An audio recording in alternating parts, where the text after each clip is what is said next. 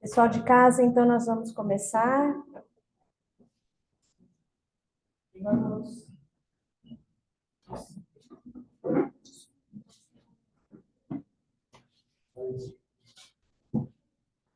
nos preparando então, nos colocando numa postura adequada, clima a nossa intenção de meditar.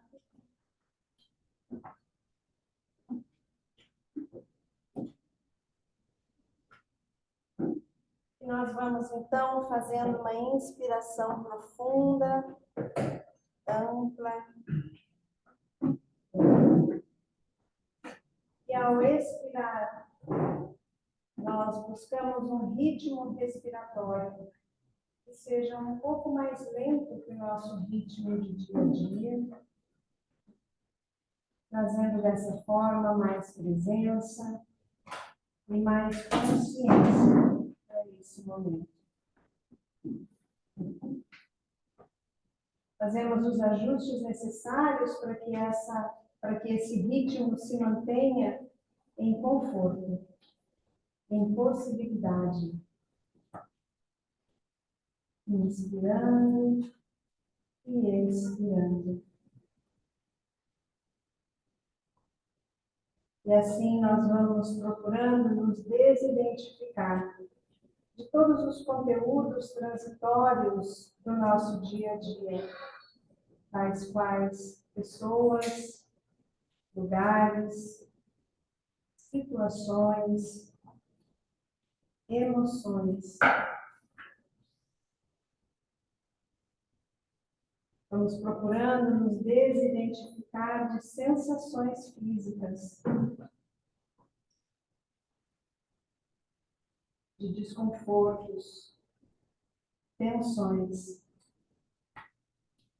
Então, nós vamos relaxando o nosso corpo físico de forma que ele não ocupe a nossa atenção nesse momento. Fazemos o mesmo com o nosso corpo emocional, procurando serenizar as nossas emoções.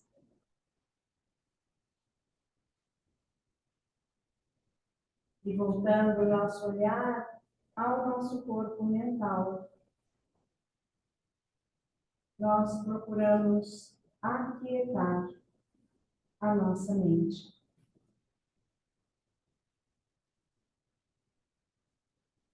Dessa forma, com nenhuma dessas atividades ocupando a nossa atenção nesse momento,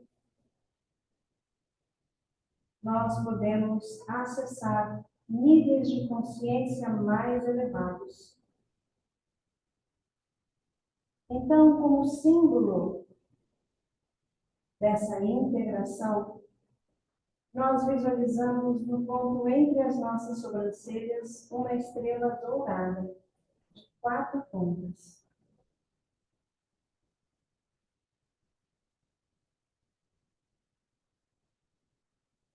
E a partir dessa estrela, nós visualizamos partir do topo da nossa cabeça um fio de luz dourada, um caminho de luz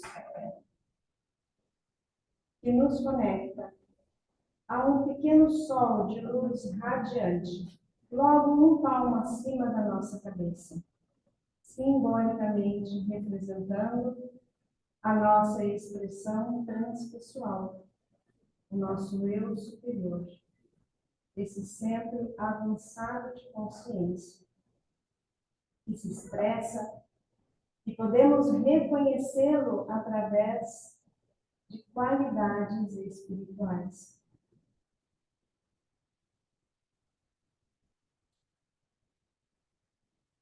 E então nós vamos reconhecendo-as, descobrindo-as e nos relacionando a essas qualidades e energias espirituais. E dentre tantas e tantas, nós percebemos que 3 se destacam: a luz espiritual, o amor espiritual e a vida espiritual, a vontade para o bem. Nós percebemos que esse fio de luz dourada é uma via de mão dupla. Nós nos dirigimos à nossa alma e as suas qualidades espirituais afluem também por esse fio de luz dourada. Então, nós percebemos a luz espiritual afluindo por esse caminho e impactando o seu veículo de expressão, que é a nossa mente. Gradualmente, nós vamos percebendo como que um véu sendo retirado do nosso olhar. E nós começamos a enxergar as coisas como elas realmente são. As qualidades espirituais se manifestam através de nós, no nosso dia a dia, enxergando com mais clareza, lucidez, sensatez, discernimento. Percebemos na luz impactando a nossa mente as nossas potencialidades intelectuais aflorando, despertando, vamos nos tornando mais inteligentes. Nossa capacidade de discernir se amplia, as nossas conexões espirituais se estreitam e nós vamos nos tornando mais intuitivos, mais inspirados. Inspirando e expirando, nós podemos perceber o amor espiritual afluindo por esse fio de luz dourada e se manifestando através do seu corpo de expressão, o corpo emocional, harmonizando, purificando, sutilizando toda a nossa produção emocional, sentimental, nos tornando menos reativos aos estímulos externos, mais responsivos ao amor.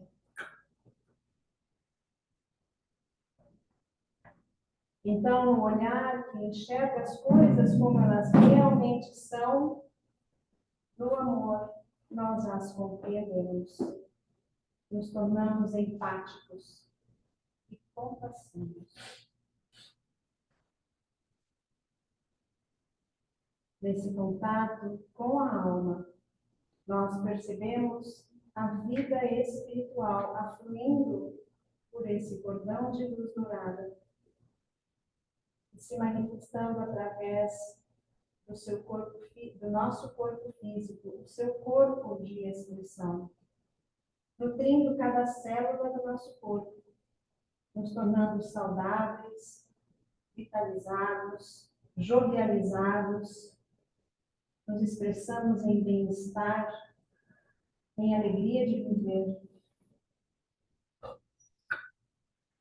Dessa forma, o nosso corpo físico se expressa de forma saudável, cada vez mais o nosso propósito de vida,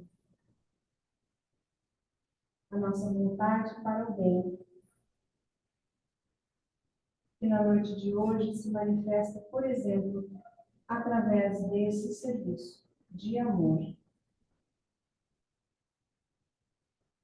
Então, nesse momento, nós percebemos essas qualidades espirituais circulando pela nossa aura. E nós as convidamos a se reunir no ponto entre as sobrancelhas. Esse centro que integra céu e terra, espírito e matéria. E nessa integração, nós nos reconhecemos como um grupo, em seu significado mais profundo. Nos visualizamos numa grande roda, numa formação circular. E compartilhamos com o nosso irmão logo à nossa direita essas qualidades recém-acessadas.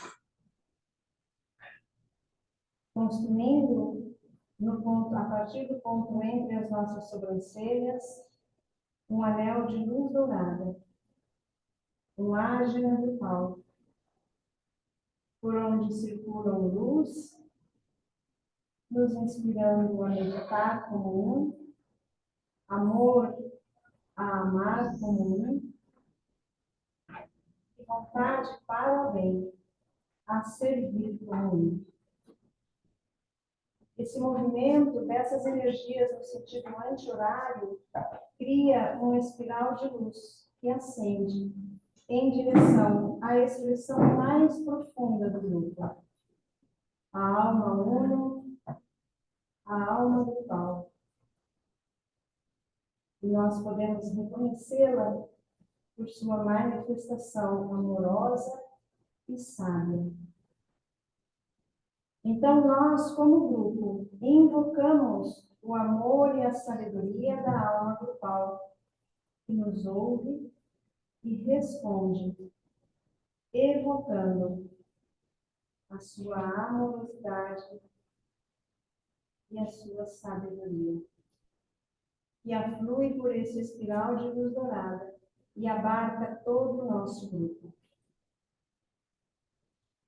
Nesse momento, nós nos reconhecemos um centro radiante de amor. Construímos nas nossas costas, entre as omoplatas, um outro anel grupal, o cardíaco do grupo, que recolhe o amor e a sabedoria da alma una. E então nós, num ato de vontade, irradiamos essa qualidade amorosa a toda essa casa, a todo o seu entorno,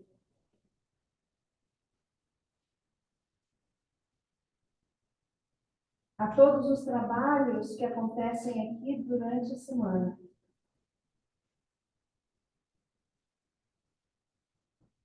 A todos os trabalhadores.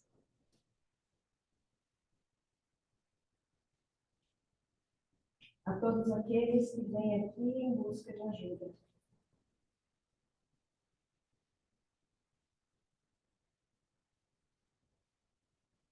Irradiamos o amor da alma una a essa sala de estudo, a sala de passe,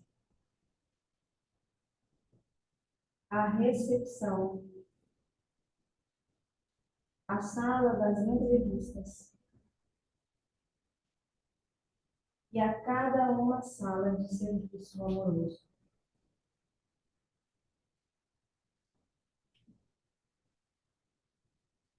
É nessa qualidade de energia que nós iniciamos a nossa noite de hoje. Então, nós fazemos uma inspiração mais profunda, ampla, e ao expirar, juntos, reabrimos os nossos olhos.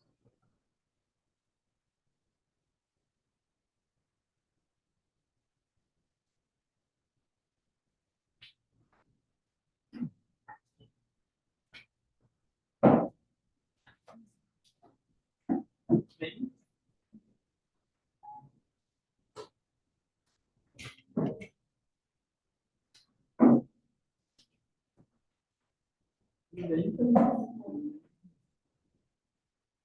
bem-vindos todos. A gente vai falar um pouquinho. Então, a gente viu esse slide no nosso encontro passado, mas vamos retomá-lo só para a gente fazer um link, né, com o que a gente vem vindo até então. Então, algumas premissas básicas que a gente viu no nosso último encontro. Qualquer dificuldade psicológica é universal e não única.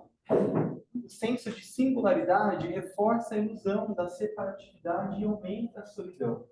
Então, isso é um trecho do livro Psicologia Esotérica, mas isso faz parte da filosofia do budismo. Um dos pilares do budismo é justamente que as nossas experiências, elas não são isoladas.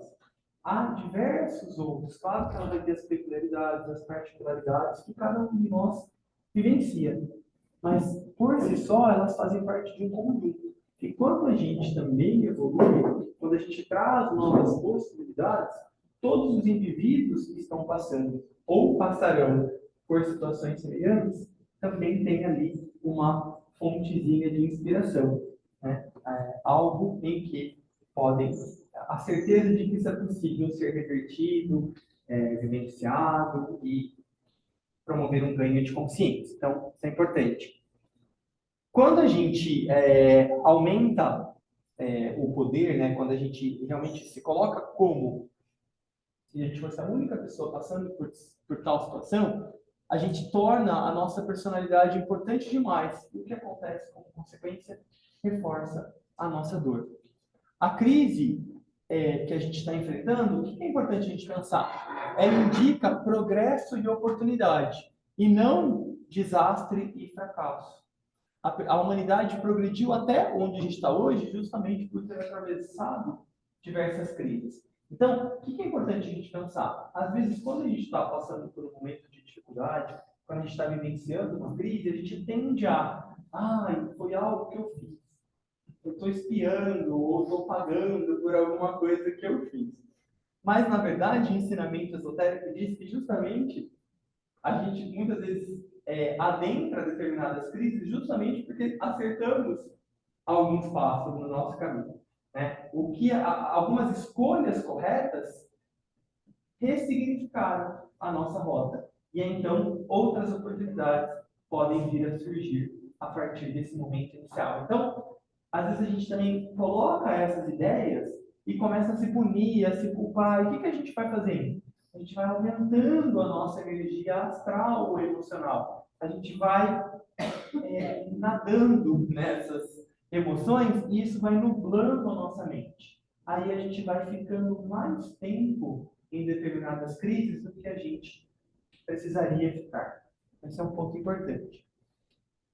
As crises psicológicas indicam passos progressivos no nosso caminho, trazendo consigo a necessidade de um esforço e, ao mesmo tempo, um senso de ganho de liberdade, quando elas são atravessadas ou quando elas são superadas e resolvidas. Ontem eu estava conversando com uma amiga e ela estava passando por uma situação também, uma crise psicológica, e ela falou para mim: o meu medo é não ficar muito apegada a isso e, ao mesmo tempo, eu não quero ter uma atitude tipo gratiluz e não ter aproveitado o que essa situação está me trazendo. Aí eu falei para ela: isso não vai acontecer, porque quando a gente realmente atravessa uma crise, a gente tem um ganho de consciência.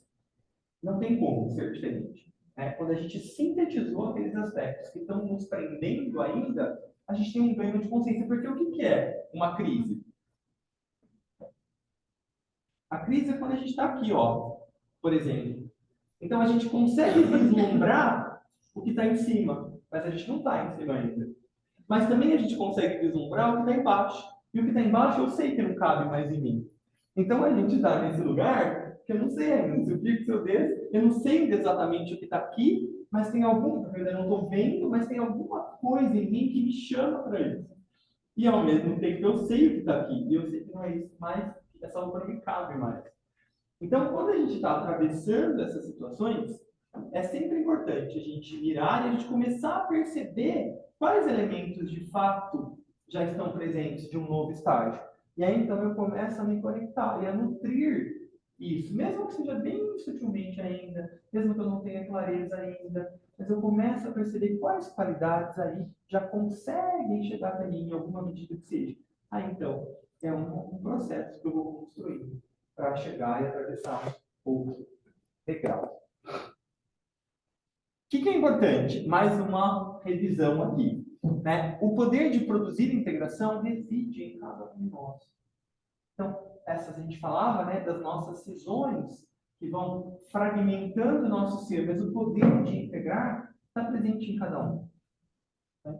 Seu desconforto, falta de coordenação, dor e angústia são a reação dos aspectos integrados ao aspecto que está buscando integração. Tem alguma parte do meu ser que está ainda desintegrada, que ainda não está encaixando em mim.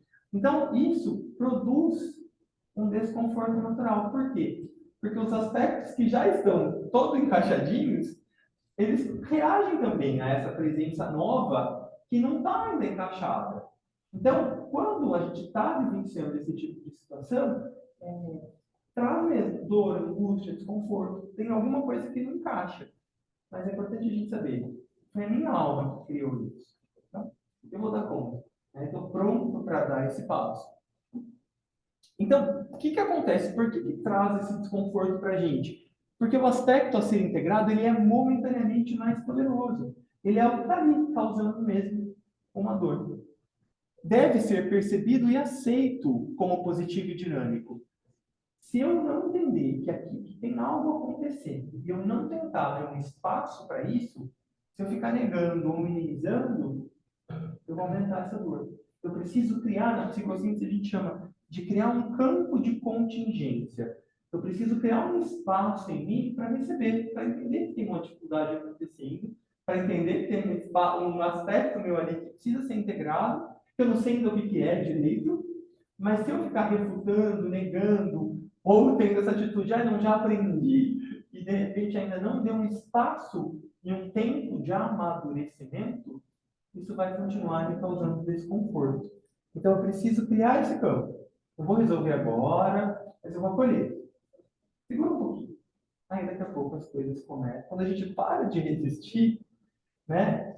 E aí a gente já começa a mudar as coisas. E aí, então, a gente tem possibilidade de se apropriar disso com mais consciência.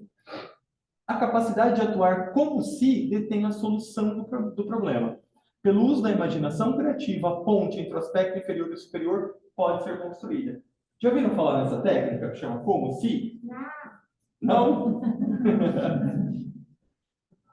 Como se é a gente agir como se a gente já fosse, por exemplo, uma pessoa iluminada. Agir como se eu já fosse, já tivesse o amor do Cristo. Eu agir como se eu tivesse vontade desenvolvida em mim. Eu agir como se eu já fosse empático, como se eu já fosse tolerante. E aí, então, a gente vai exercitando. A imaginação é uma das nossas funções psicológicas. E a gente, infelizmente, quando sai da infância, a gente começa a negligenciar a imaginação. A gente acha que a imaginação é um aspecto infantil, pueril, e só as crianças podem usar a imaginação. Quando, na verdade, a imaginação é uma função psicológica extremamente potente. Quando a gente está imaginando alguma coisa, naturalmente a gente integra mente e emoção. Imagina alguma coisa que vocês gostam. Qualquer coisa, imagina agora. Vocês estão usando substância mental, a sua mente está criando alguma coisa e a sua emoção está junto. Porque é algo que eu gosto, algo que me faz bem, algo que vai transformar em alguma medida a realidade que eu estou vivendo hoje. Então, por si só, essa função integra emoção e pensamento. Então, se através da imaginação eu já vou construindo uma ponte entre essa cisão. Lembra que a gente falou que muitas vezes a gente tem um buraco ali entre o que o meu emocional quer, necessita, aspira, e o que a minha mente constrói, enxerga, pondera. Então, a gente utilizar a imaginação criativa e utilizar a técnica do como se pode ser uma ferramenta muito importante para o nosso desenvolvimento interno, para qualquer situação que a gente esteja vivenciando. Aí tem uma frase, né? Um aforismo: como o homem pensa, espera e quer, assim ele é. Essa é uma declaração de fato imutável. Então, duas ferramentas muito importantes para a gente desenvolver: imaginação criativa e vontade. A vontade consciente. Quando eu evoco a minha vontade, a vontade da minha alma, alguma coisa também começa a se mobilizar. À medida em que eu vou permitindo que apenas os meus desejos tomem conta, lembra que o desejo ele responde sempre a um estímulo externo, A vontade é auto-iniciada, ela é auto-criada. Então, quando eu começo a perceber que tem uma força volitiva em mim, eu começo a mudar o jogo. Sério, as coisas começam a se alinhar naturalmente. Aí, então, eu fiz um apanhado do texto do mestre para a gente, eu vou ler uma com vocês, para a gente entender como é que funciona, então, essa cura das cisões. Primeiro passo, para a gente curar quaisquer cisões, olha o nosso sistema endócrino. A gente tem um endocrinologista aqui, tá bom? Faço contato depois, tá aí. Eu sempre brinco, né? A gente fala assim, eu vou lá no terapeuta para ver se os meus chakras estão alinhados. Quer saber se o seu chakra está alinhado? Vai no endócrino. Se as suas glândulas estiverem alinhadas, os seus chakras estão alinhados, com certeza. Se as suas glândulas não estiverem alinhadas, os seus chakras não estão alinhados. Porque as glândulas são a exteriorização dos chakras. Então, para a gente ter, em primeiro lugar, começou o processo de cura, vai no endócrino, primeiro profissional. Especialmente, olha a tireoide. Por que a tireoide? A tireoide é o chakra da garganta. Lembra que a gente está vivendo um movimento planetário de transição das energias de uma criatividade sexual para uma criatividade mental, imaginativa. Quando a gente está no processo dessa transição, a nossa tireoide começa a entrar em atividade. E como é que é a atividade em geral? Primeiro a gente erra, depois a gente acerta. Então ela começa a dar umas falhadinhas. Então olha para isso, que é muito importante. Coordenação física, essencial. Faz um pilates, faz uma atividade física, faz um exercício na academia, né, educador físico. Por quê? Porque quando a gente adquire a coordenação do nosso corpo, a gente já está, em alguma medida, se apropriando dessa energia. Ah, Paulo, mas a energia é mais material. Mas é da onde a gente começa. Então, se eu coordeno meu corpo, se eu tenho um bom sistema endócrino glandular, é o primeiro passo para a cura de qualquer questão emocional, psicológica, cognitiva. Primeiro passo. Aí a gente vai aumentando outros aqui, né? Uma apreciação da vida e do ambiente. O desenvolvimento da gratidão. Cada vez mais a gente vem falando sobre isso. Quando a gente começa a reconhecer, a apreciar as coisas que estão na nossa vida. Quando a gente começa a desenvolver a apreciação, enxergar beleza nas pequenas coisas, a gente já vai construindo, uma jornalista também que enxerga um monte de beleza na vida, né? Quando a gente começa a treinar o nosso olhar para essas pequenas coisas, a gente vai construindo uma fortaleza emocional muito grande. Então, olha como são coisas simples, que podem impactar grandemente a nossa encarnação. Eu não estou exagerando. Não estou exagerando. Se a gente seguir determinados passos que são simples, a gente muda o rumo da nossa encarnação. Descentralização, educação e treinamento vocacional. Quando a gente se coloca sempre no ponto central dos acontecimentos, a nossa visão fica estreitada, a nossa visão fica limitada à minha experiência, como se nada mais houvesse. Ah, Paulo, mas então eu vou viver num mundo da lua, vou botar um óculos cor-de-rosa? Não é isso. Eu vou ter um olhar, lembra que a gente falou da importância da mente? Um olhar assertivo, claro, corajoso, pragmático do que eu estou vivendo, mas eu vou entender que eu não sou sempre do mundo, tem muito mais coisa acontecendo ao meu redor. Então eu começo a perceber que mesmo aquele problema não é o ponto central da minha vida, eu tenho outros aspectos. Então, do mesmo jeito que é em mim, é na sociedade. Então eu vou fazer um exercício de me descentralizar, de não enxergar o meu problema como se fosse a única coisa ou o sol da minha vida. E às vezes pode ser que naquele momento esteja, está tudo bem. Mas é importante eu entender que a longo prazo não precisa ser assim. Então, descentralização, educação e treinamento vocacional. Por quê? O que é vocação? É quando a gente dá voz a alguma coisa. Então, vocação é quando eu dou voz à minha alma. Quando a partir das minhas ações eu estou expressando o meu propósito. Então, eu vou tentar enxergar qual é o meu propósito. Quais será que são as qualidades que estão mais presentes em mim? O que eu já faço bem? As pessoas que conhecem que eu faço bem, pode ser um sinalizador. Eu vou tentar perceber o que está presente quando todas as pequenas vozes se calam. Qual é a voz que fala? Isso é vocação. Quando eu encalo essas que está presente? Sou eu, é a minha essência, é a minha vocação. Reconhecer e atender à necessidade circundante. Então, se eu percebo que tem uma necessidade perto de mim, e eu faço um movimento para atender na minha família, no meu grupo, no meu trabalho. Eu estou também, percebe, me descentralizando, olhando o que tem no meu ambiente, não sou eu aqui. Tem outras necessidades que estão presentes. Quando eu vou atender isso, eu estou me descentralizando e eu estou evocando um desejo de servir.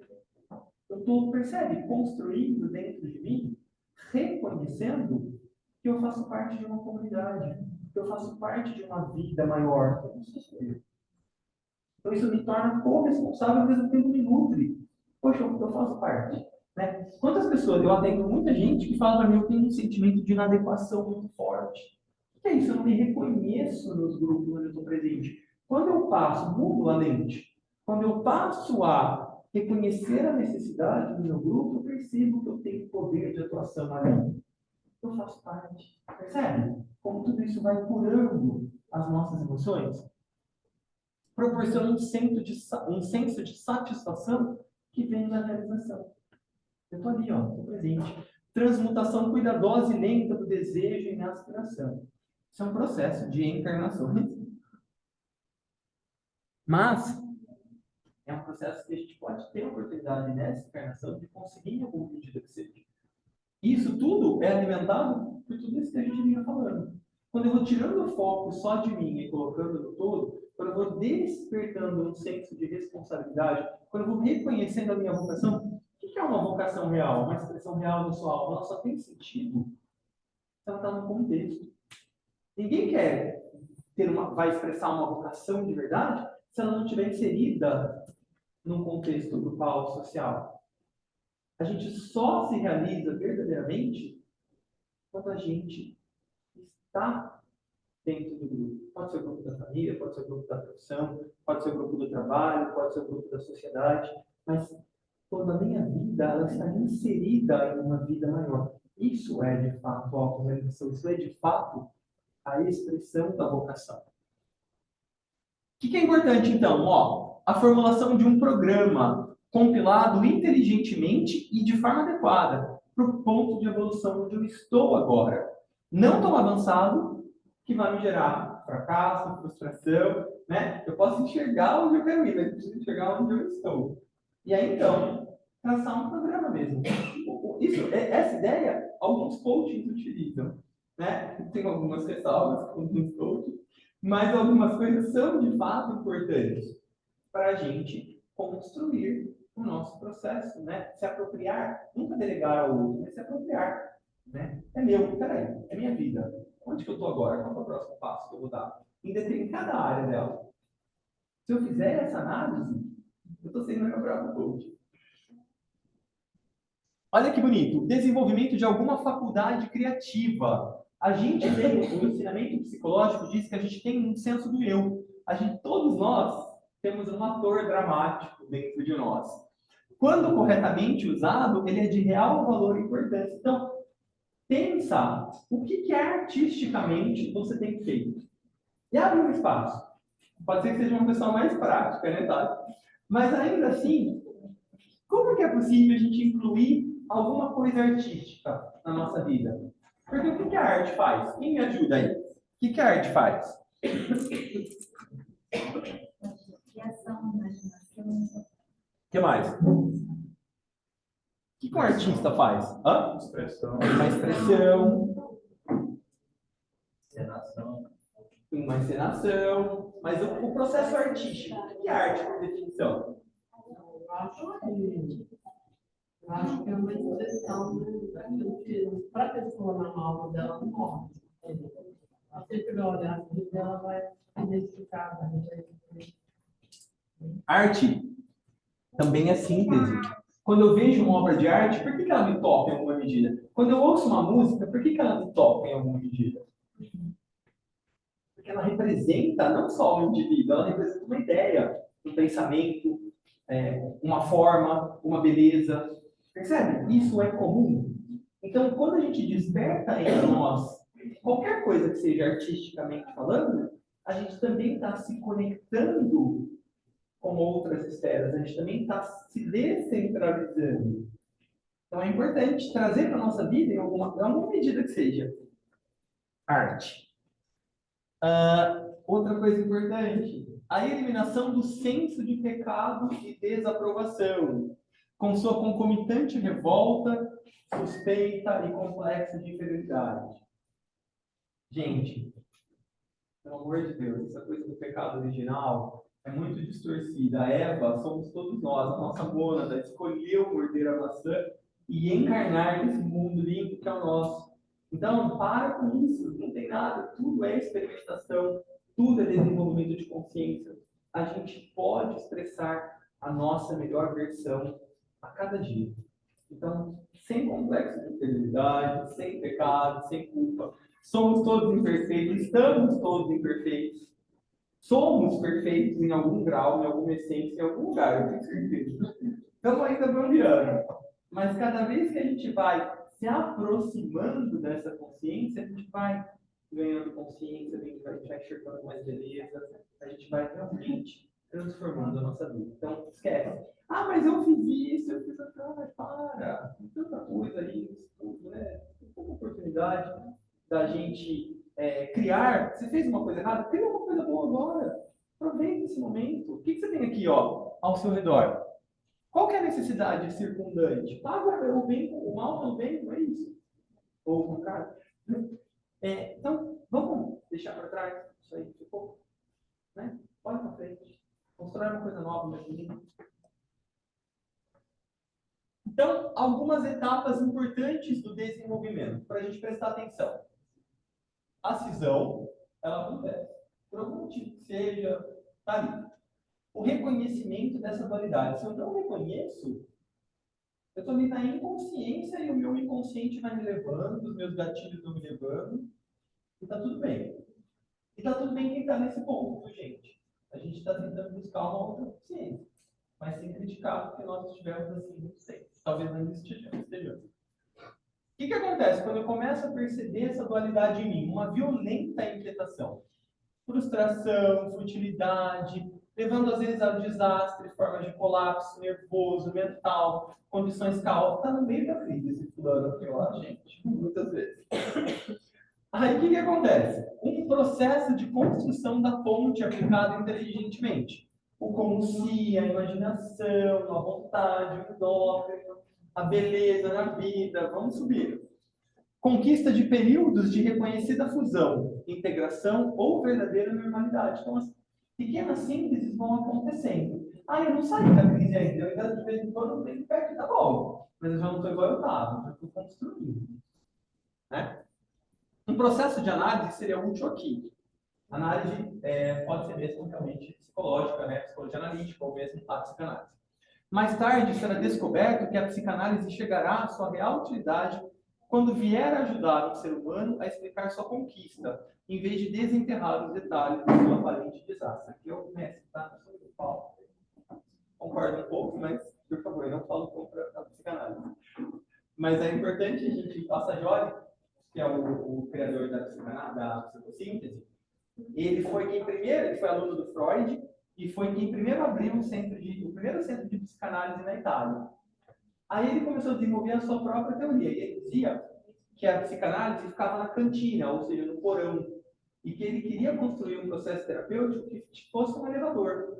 Que chegasse, fosse lá na cantina, mas que também fosse no terraço. E que transitasse em cada um dos andares. Então, se assemelha um pouco aqui ao que eu estive tentando falar. Algumas coisas importantes, então, né? Não há um verdadeiro desastre, há apenas um ponto de crise não reconhecido, uma oportunidade que ainda não foi conquistada ou percebida. O desastre ocorre quando o ponto de crise não é utilizado e compreendido, pois então ele serve para aumentar a cisão em vez de ser reconhecido como oportunidade. Então, se a gente, o que é isso? É a revolta, é a fuga, a ilusão.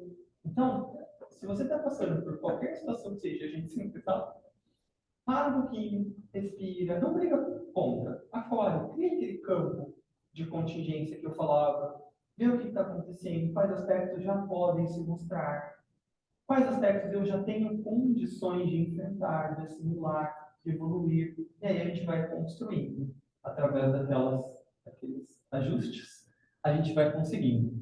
Aí o que acontece? O estabelecimento de um ritmo através da imaginação criativa, de uma escolha discriminativa, do valor da relação da parte com o todo e da aceitação do propósito total. Esse já está iluminado. Então, a gente alcança esse ponto, já está ótimo. Porque, ó, estou no ritmo, estou no flow. O flow é uma área agora da psicologia que está sendo super falada, que é aquele estágio que a gente parece que está fluindo com a vida. Né? O Leonardo da Vinci, quando estava pintando a Mona Lisa, disse que ele ficou dias sem comer, sem dormir. Porque ele estava no flow. Ele estava ali, ó, na realização dele, não tem fome, não tem sono, não tem nada. Está ali no êxtase. Por quê? Porque está expressando o seu eu verdadeiro. Imaginação criativa, escolha discriminativa, ou seja, a mente também atuando. O valor da relação da parte com todo. Esse indivíduo já está percebendo um senso de unidade, né? E aceita o seu propósito grupal. Esse ritmo, quando devidamente estabelecido numa vida ou numa série de vidas, conduz finalmente a uma integração total. Claro que a gente vai experimentando isso em medidas menores, né? Cada vez que a gente vai conseguindo um flowzinho, a gente vai integrando um pedacinho. Cada vez que a gente vai se reconhecendo como parte do todo, de verdade, não só na teoria, a gente vai experimentando pequenas integrações. E aí a gente vai evoluindo. E falamos tanto, né? Para chegar nos 7 raios. Então a gente vai falar um pouquinho hoje. Vamos falar muito mais nos próximos encontros. Mas aí, o que eu já coloquei aqui? Esse trecho que fala da expressão humana dos raios. Então, os tipos dos 7 raios. Então, o que o ensinamento diz? Que a gente tem essas 7 qualidades no mundo, elas estão presentes em toda a criação, e elas também estão presentes em nós. A gente vai ver, acho que no próximo slide vai dar tempo, que a gente tem, então, 5 campos, 5 áreas, onde essas 7 forças vão atuar. E aí, por isso que muitas vezes a gente tem conflitos. Porque, ora a gente está sob uma influência, ora sob outra. E aí, então, isso muitas vezes, até a gente alinhar tudo isso, entender tudo isso, colocar em cada caixinha e depois usar como precisar, demora um tempinho. Então, só vamos falar um pouquinho desses 7 tipos, depois a gente vai ver no nosso próximo encontro com mais profundidade. Mas o primeiro tipo, o tipo de poder, cheio de vontade e capacidade de governar. Isso tem a ver com o primeiro raio da vontade e do poder. O indivíduo que tem, em algum corpo, em alguma medida, primeiro raio, ele vai ser cheio de vontade e capacidade de governar. Ele vai buscar liderança, ele vai buscar estar à frente dos acontecimentos. O tipo 2, o tipo do amor, cheio de amor e capacidade de unir. Então, esse indivíduo, se a gente tiver segundo raio em algum lugar aqui, nessa manifestação, vai estar presente, em alguma medida que seja, na nossa vida. Amor, capacidade de unir, estabelecer pontes, estabelecer integração. Tem muito a ver com o processo educacional, tem muito a ver com o processo psicológico, embora também seja quarto. O tipo ativo, terceiro raio, cheio de ação e manipulação de energia. É o criativo, é a atividade inteligente. A economia está regida pelo terceiro raio. O que é a economia? Utilizar a melhor utilização dos recursos que eu tenho. Uso, demanda e recursos. Isso é a base da economia. Se algum economista me ajuda a ter mais informações, mas pelo que eu sei é isso. Então, o tipo econômico, o terceiro tipo ativo, ele vai ter isso. Vai ser aquela pessoa que vai utilizar, aproveitar as situações da melhor maneira possível. Ótimo administrador, por exemplo. O tipo artístico, quarto raio, cheio de senso de beleza, de aspiração criativa. O quinto tipo, o quinto raio, científico, cheio de ideia de causa e resultado, pragmático, cientista, analítico, né? Faz isso muito bem. O sexto tipo, o sexto raio, devoto, idealismo, fanático, às vezes, né? O sétimo tipo, o tipo de negócios, capacidade organizacional, inclinado à cerimônia ritualística, vai ser aquela pessoa bem detalhista, que vai, se entrar alguma coisa para ela, Tati, já faz tudo, né, Tati? Já deixa tudo pronto. Você nem pensou numa coisa, ela já sabia que aquilo pode vir a acontecer, já tem uma solução, já trabalha para aquilo. queria um pouco disso. A gente vai ver nos nossos próximos encontros, a gente vai falar bem mais sobre os 7 raios, sobre as características, depois a gente vai dissecar um pouquinho mais para perceber, quando é um raio que está na minha mente, ele tem o mesmo efeito que na minha personalidade? Quando ele está na minha alma, ele se expressa do mesmo jeito que no meu emocional? Então a gente vai ver isso bastante vezes, para ajudar a gente a entender quais são essas forças que estão presentes em mim nessa encarnação. Importante perceber que é nessa encarnação, porque também a gente fica muito apegado a determinadas coisas e pensa que a sua alma poderia ter escolhido uma configuração diferente facilmente. Tá? Então, ame essa, porque se ela escolheu foi a mais adequada para esse momento, mas saiba que é uma entre milhares. Então a gente também está muito apegado, né? É uma coisa e a outra. Aí a gente tem uma leveza Igual melhor. signo, né? Igual signo, O raio é exatamente. responsável, o signo é responsável. Exatamente. Né? Fica com essa síndrome de Gabriela. Eu nasci assim, cresci assim, você sempre assim. O papel dos raios no processo de integração. Então, o que a gente vai ver? Né? Quais raios maiores e menores condicionam a natureza do ser humano? A gente já falou isso, mas eu vou falar de novo então. A gente tem em nós 5 impactos dos raios, 5 condicionamentos dos raios. Alma, personalidade, mente, emocional e físico. Então, essas 5 forças, o indivíduo encarnou, tem 5 forças aqui condicionando a vida dele. Essa daqui é a que demora mais para se apresentar. Por quê? Porque no processo do indivíduo de desenvolvimento da personalidade, muitas vezes o indivíduo nem está respondendo a essa alma. E está tudo bem, porque é o processo dele. Né? Mas, à medida que a gente começa a despertar para o nosso eu espiritual, a alma começa a se expressar e ela vai dando seus recadinhos. Mas, então, vamos lembrar, a gente vai falar disso nos nossos próximos encontros, mas a gente vai tentar criar a nossa hipótese, importante sempre, é uma hipótese, de como é a nossa configuração de raios. Por quê? Porque quando a gente chegar nisso, a gente de fato vai chegar naquela célebre frase do templo de Delfos, na Grécia. Conhece-te a ti mesmo e conhecerás o universo. Porque é isso aqui que se trata o nosso universo. Dessas 7 forças estão presentes em toda a criação. Então, quando eu começo a compreender minimamente como isso está, eu vou realizando o meu processo integrativo e vou sendo um facilitador do processo de integração do outro, inclusive dos outros reinos. Então, temos 5 minutos só, 8 e 10, até 8 Qual? Era até as 8. Instituir agora. Qual é o primeiro raio que está falando alto? Eu tenho um pouco de primeiro raio, viu? Qual dessas 5 energias? Depois, o que é a nossa meta, então? Qual dessas 5 energias é a mais dominante? E através de qual veículo ela está focalizada? Então, isso aqui é uma das grandes chaves do nosso processo de desenvolvimento de consciência. Qual que é a energia que está mais presente? E em qual lugar que ela está? Porque pode ser, por exemplo, que eu tenha raio 2 na alma e no emocional. Mas qual está mais vibrando? Isso é importante. Porque eu também posso achar plenamente que eu estou expressando amor e estou mais ou menos meio capenga aqui no meu emocional. Qual dessas energias de raio luta contra o domínio estabelecido acima? Então, se eu percebo que a minha personalidade é o raio mais dominante, pode ter um conflito, porque talvez a minha mente também queira ser dominante. Talvez a minha alma fala, ó, bonitinho, agora está na hora de você olhar para mim. Então ela cria uma crise. Então isso é importante a gente saber. Cadê o conflito? Por que ele está acontecendo? Que parte que está isso?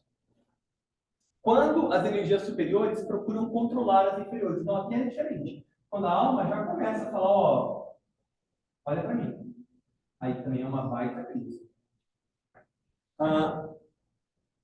A energia que unifica, ó, isso também é bem bonito esse processo, né? A energia que unifica as inferiores numa personalidade funcionante. Então, aí eu percebo que em algum lugar aqui, a energia positiva está querendo integrar. Então, vamos nutrir essa energia, né? Aproveita que ela está aí, traz ela para jogo. Processo de construção da ponte entre as duas maiores, alma e personalidade, resultará na unificação, né? Então, são produzidos pelas circunstâncias e acontecimentos do ambiente. Então, embora eu vá, é igual para a cruz, né? Eu vou construir meu processo de verticalização, mas ele só é expresso na minha vida, nos acontecimentos, nos ambientes, com as pessoas às quais eu estou em contato, com as circunstâncias. Então, sempre lembrar do símbolo da cruz. Não lembrar do Cristo crucificado, mas lembrar que a cruz é a expressão da vida no plano material. Sou eu construindo meu contato com a minha alma, mas lembrando que só é efetivo se eu tiver aqui. Bom.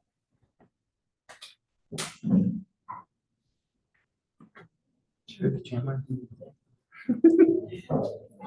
Não ia dar. Não ia dar. Não ia dar, tá bom.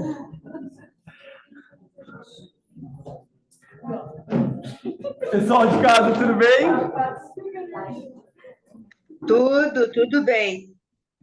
Tá bom, vou parar a gravação aqui.